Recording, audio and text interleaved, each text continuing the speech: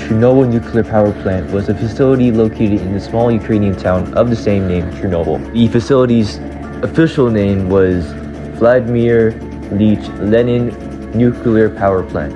This shouldn't be a surprise to many people, but the name Vladimir Lenin that was used in the facility's official name comes from the founder of the Soviet Union, Vladimir Lenin. It was of common practice for many facilities/projects to be named after prominent figures of the Communist Revolution or regime. However, despite the facility having an official name, many people today continue to refer to the facility as the Chernobyl nuclear power plant. Moving on, the purpose for the facility was to produce electricity for the Soviet Union, specifically for Ukraine. The Soviets planned for it to become the world's largest nuclear power plant at the time. Next, the construction of the facility ended up taking over 5 years to complete, as it began on August 15, 1972 and ended on September 26, 1977. With the newly constructed facility, around 6,000 people were provided jobs to work within the facility. Not only did this help boost Chernobyl's economy, but this also helped a nearby city named Pripyat flourish alongside Chernobyl. Finally, the estimated population before the incident in Chernobyl was around 49,000 people, with 14,000 of them living next to the nuclear power plant itself.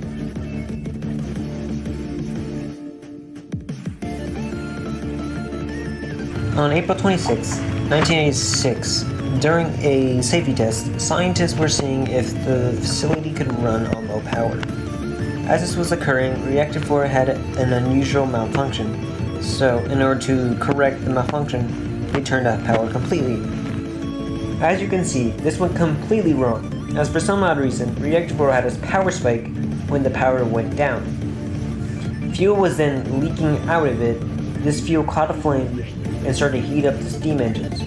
This subsequently led to an explosion after that. Next, after the explosion that occurred, there was radioactive substance and radioactive air sent straight up into the atmosphere, which then would rain down later, which we'll get into later. As first responders see the flames bursting out of the facility, they immediately rush to the facility to put out the fire and to try to save anyone they could. Next, around 350,000 people were located in this region nearby the facility. They all had to evacuate as radiation was spreading quickly to these regions, making them no longer safe. Yet, due to the pure amount of people needing to be evacuated, it took around 2 days for everyone to be evacuated.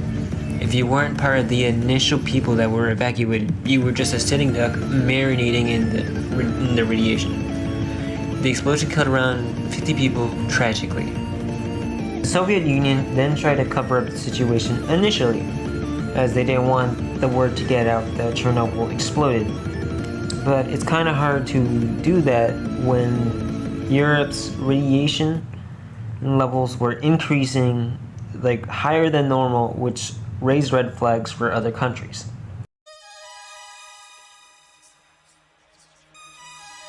Following the explosion of the facility, highly toxic elements and materials were suddenly discharged into the air, forming a massive radiation cloud that covered the entire area. The accumulated total radiation that was released that day was around 50 million curies, which was equivalent to 500 Hiroshima atomic bombs. That is literally what Alex did to me.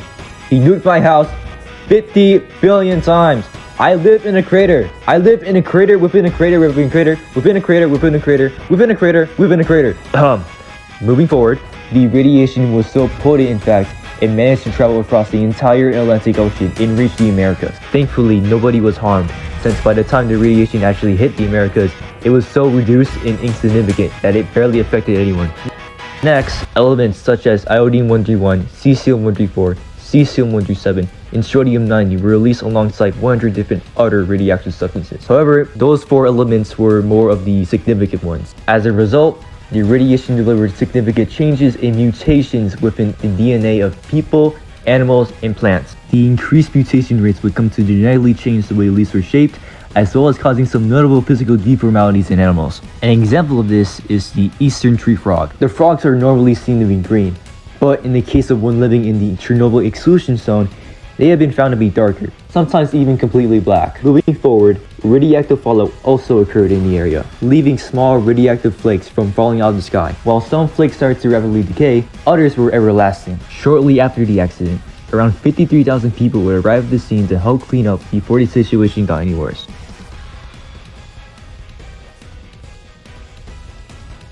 Radiation sickness occurs shortly after the explosion, in varying degrees. There's 3 different categories: extreme, severe, and mild. Extreme radiation sickness almost always resulted in death.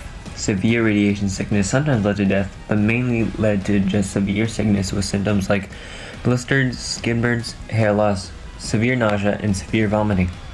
Mild radiation sickness only really had some nausea and some vomiting. Many first responders experienced lethal doses of radiation and died shortly after saving the people. And some people that did experience radiation that didn't die suffered from long-term health effects. Around 4,000 people died from the radiation sickness, while the majority of people that barely had any contact with it experienced no symptoms. But they had their chances of getting thyroid cancer increased. And any children they have will also have a higher chance of getting thyroid cancer. One extreme case of radiation sickness was Vasily Ignatenko. He was a firefighter that responded to the fire. He put it out, and along with the normal symptoms, he was also spitting up pieces of his organs and vomiting and excreting blood and mucus. At his funeral, he was described to be swollen beyond belief and missing entire pieces of his body. They tried to adjust his clothes to put it on him, but it was practically impossible because he was just so degraded. His wife Lyudmila had their child, but she died sadly from complications. But she did move on later in life, but her old life haunted her.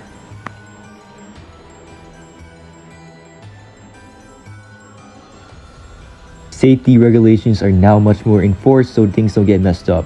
Reactors nowadays no longer suffer from the same fatal flaw that Reactor 4 had. Nuclear power plant companies now require you to be adequate in order to work at any other facilities. This is because of what happened back in Chernobyl. Strict rules on the usage and storage of radioactive substances are now in place so that these substances don't spread around carelessly. Nuclear facilities are now more cautious and careful on how they operate their reactors. This is so they don't cause any public outrage. Chernobyl is now a ghost of what it used to be. It is now fairly abandoned with some families living there, but nature and animals continue to ravage the land and reclaim what's theirs.